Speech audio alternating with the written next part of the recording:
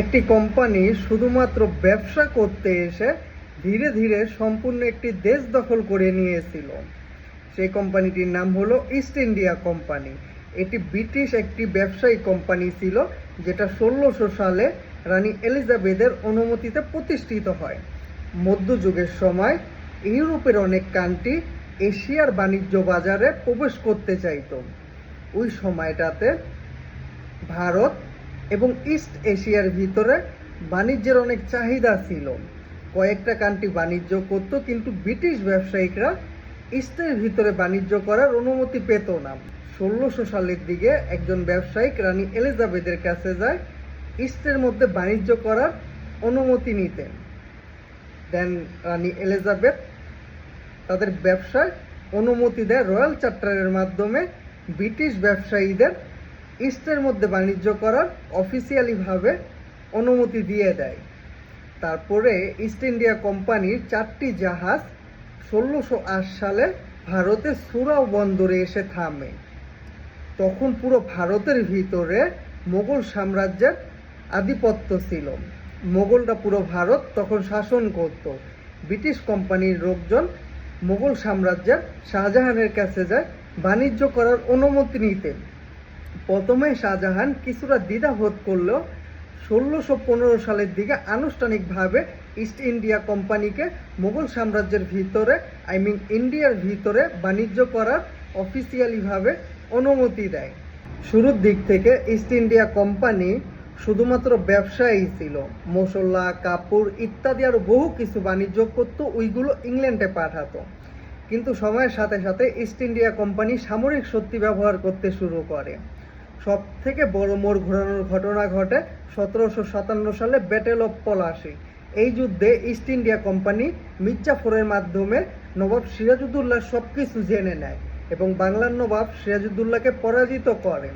নবাব সিরাজউদ্দৌলাকে পরাজিত করার পর থেকে বাংলার বড় একটা অংশ ইস্ট ইন্ডিয়া কোম্পানির নিয়ন্ত্রণে চলে যায়।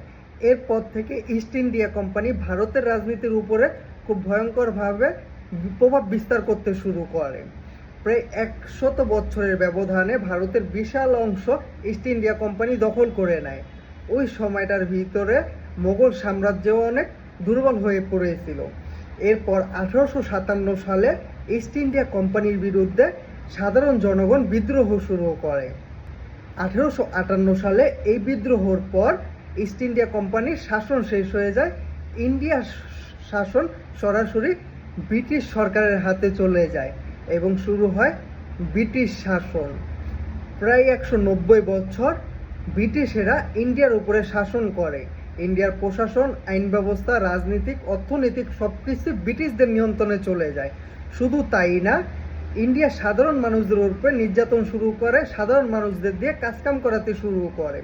তখন ভারতের কিছু কিছু অঞ্চল এমন অবস্থায় চলে গেছিল, তারা একবেলা খাবার খেতেও তাদের কষ্ট হয়ে যেত। ওই টাইমটার ভিতরে পৃথিবীর প্রায় 25% জিডিপি যেত শুধুমাত্র ভারত মহাদেশ থেকে। ভারতে যত খাজানা ছিল, যত ধন সম্পদ ছিল, সব কিছু লুটপাট করে নিয়ে যেত ব্রিটিশেরা। ওই টাইমটায় ইউরোপের সব থেকে ধনী দেশে পরিণত হয় ব্রিটিশ সাম্রাজ্য এবং প্রায় 190 বছর ব্রিটিশ ইন্ডিয়ার উপরে শাসন চালায়, ইন্ডিয়ার মানুষের উপরে নির্যাতন করে, ইন্ডিয়ার সব কিছু নিয়ন্ত্রণ করে।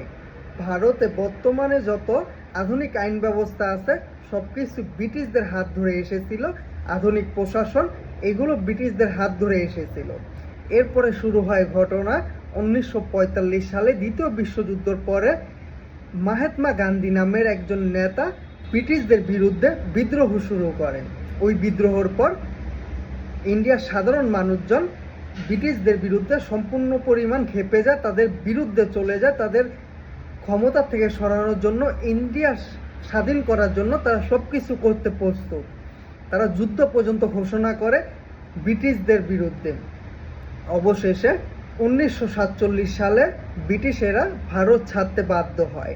ব্রিটিশরা যখন ভারত ছেড়ে চলে যায় তখন 3টা দেশ গঠিত করেছিল, একটা ভারত, একটা ওয়েস্ট পাকিস্তান, একটা ইস্ট পাকিস্তান।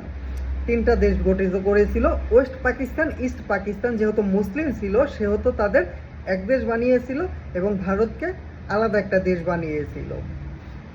এবং এভাবেই শেষ হয়ে যায় ব্রিটিশ শাসন, যে ব্রিটিশেরা 190 বছর ব্যবসার নাম করে ভারত শাসন করেছিল। ব্যাপারটা কি ইন্টারেস্টিং, তাই না? যদি ব্রিটিশ এম্পায়ার নিয়ে সম্পূর্ণ ভিডিও চান অবশ্যই কমেন্টে জানাবেন, ফুল ভিডিও নিয়ে আসবে ইনশাল্লাহ।